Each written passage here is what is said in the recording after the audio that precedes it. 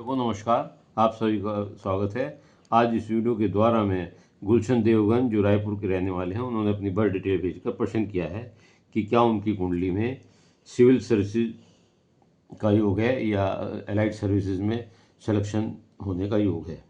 उनके द्वारा बताए गए समय के अनुसार जो उनकी कुंडली बनती है वह धनु लगन की बनती है तथा ग्रहों की स्थिति इस प्रकार है कि लगन में राहु है, दूसरे भाव में गुरु है, तीसरे भाव में चंद्रमा है, सप्तम भाव में केतु है, अष्टम भाव में मंगल है, दसम भाव में शनि है, 11वें भाव में शुक्र है तथा 12वें भाव में सूर्य बुध है। ये इनकी ग्रहों की स्थिति है। देखिए, आपका जन्म धनु लगन में तथा घनिष्ठा नक्षत्र के तीसरे चरण में हुआ है।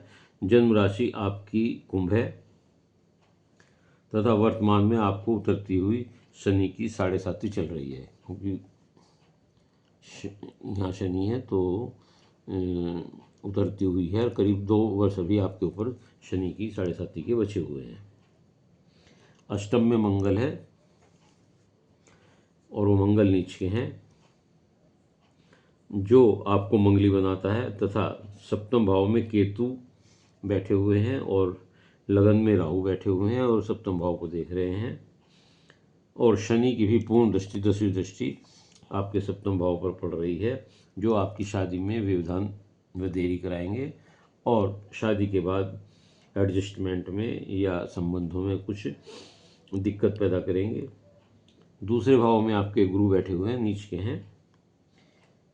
ये आपको अच्छा वक्ता बनाते हैं और इसकी गुरु की 9वीं दृष्टि 10म भाव पर है, शनि के साथ है। ये भी अच्छा योग बनाती है।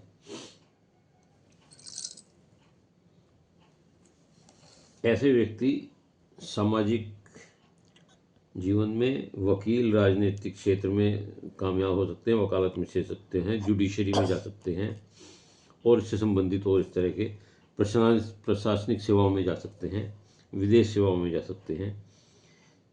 ये स्थिति इनकी बनी हुई है बृहस्पति। और बृहस्पति यहाँ बैठकर दूसरे भाव में आपको नाक, कान, आँख, गले और बालों की समस्या दे सकता है। तीसरे भाव में चंद्रमा बैठे हुए हैं। ये अज्ञात भय, थोड़ा सा आलसीपन और एंजाइटी देते हैं और ऐसे लोग सामाजिक न्याय की बात बहुत करते हैं। सप्तम भाव में केतु जीवन साथी से तनावपूर्ण संबंध देते हैं। यदि आप इससे बचने के लिए गणपति जी की पूजा करें और गणपति जी पर दूबरा चढ़ाएं तो या गणेश जी की आरती करें तो इस परेशानी से काफ़ी हद तक निजात पा सकते हैं। अष्टम में कर्क का मंगल है जो नीच का है। यहाँ मंगल अचानक दुर्घटनाएं देता है, गुप्त बीमारी दे सकता है, जैसे गुदा की बीमारी हो सकती है, फोड़े फुंसी की बीमारी हो सकती है। इस तरह की बीमारी ब्लड से संबंधित है और स्किन से संबंधित बीमारी दे सकता है। ये अचानक धन लाभ भी दे सकता है यहाँ पर, और कभी कभी विरासत से संपत्ति या औसत से संपत्ति भी दिला देता है। आप इसके दुष्प्रभाव से बचने के लिए हनुमान चालीसा का पाठ करें तो आपके लिए ठीक रहेगा। दसम भाव बहुत महत्वपूर्ण है, जो आपके सवाल से भी संबंधित है। दसम भाव में शनि कन्या राशि के हैं, जिस पर गुरु की पूर्ण दृष्टि, अमृत दृष्टि पड़ रही है। शनि कोई भी काम बिना मेहनत के नहीं देते, तो ऐसी स्थिति में शनि आपसे बहुत परिश्रम कराएंगे, बहुत मेहनत कराने के बाद सफलता देते हैं। तो ऐसे लोगों को मेहनत के बाद व्यक्ति को प्रोफेशनल जीवन में उच्च पद प्रतिष्ठा प्राप्त होती है, नेतृत्व की क्षमता मिलती है, सरकारी व प्रशासनिक क्षेत्रों में कार्य करने का मौका मिलता है।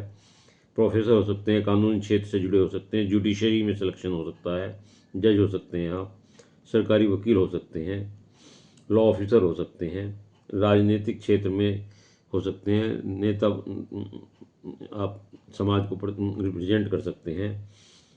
लेकिन इन सब के बावजूद टेंशन आपके जीवन में बनी रहेगी। शुक्र तुला के हैं, सुख समृद्धि और प्रतिष्ठा देते हैं। सूर्य 12वें भाव में बुधादित्य योग बना रहे हैं। ये आपको विदेश से या दूर स्थान से आमदनी और लाभ देते हैं, धन लाभ देते हैं। विदेश योग होता है, ऐसे लोग कभी कभी शिक्षा के लिए या किसी चीज़ की ट्रेनिंग के लिए विदेश जा सकते हैं, खर्चा बहुत कराते हैं। आपका प्रश्न सिविल सर्विसेज में सिलेक्शन का था, तो 10वें भाव की स्थिति, शनि का कन्या राशि का होना और शनि के दूसरे और प्राकर्मेश होकर यहाँ पर बैठना और गुरु के मृत दृष्टि इस पर होना, ये बताता है कि आप अथक परिश्रम के बाद आपको सिविल सर्विसेज की सर्विसेज में सफलता मिल सकती है, बशर्ते आप बहुत मेहनत करें। आप विदेश संबंधित सर्विसेज में भी हो सकते हैं, शिक्षा क्षेत्र में भी हो सकते हैं। तो आप, मैं समझता हूँ कि जो आपका प्रश्न था उसका उत्तर आपको मिल गया होगा। यदि आपको ये वीडियो अच्छी लगी हो तो इसे लाइक करिएगा, शेयर करिएगा, कमेंट्स बॉक्स में जाकर अपने विचार लिखिएगा। इसके अलावा यदि किसी और का कोई प्रश्न हो तो वह मेरे चैनल को सब्सक्राइब करते हुए अपनी डिटेल भेजकर अपना प्रश्न भेज सकता है। मैं उत्तर अवश्य दूंगा, ये मेरी निःशुल्क सेवा है, लेकिन उत्तर के लिए थोड़ा सा धैर्य के साथ अपने नंबर की प्रतीक्षा करिएगा। धन्यवाद।